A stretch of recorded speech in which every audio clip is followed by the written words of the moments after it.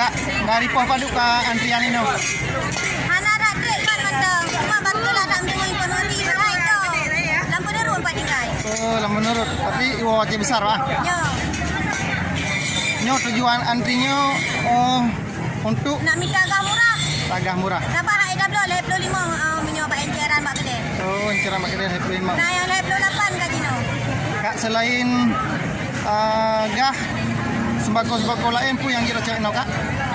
Le bawang manok, minyak, bawang, sirup, beruh, guna. Kak, menurut Kak duna manfaat programnya yang dipegang oleh Kota Banda Aceh? Sangat bagus. Sangat bagus.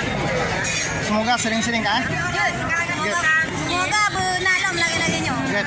Terima kasih Kak, kamu dari Harian RI melaporkan langsung di TKP.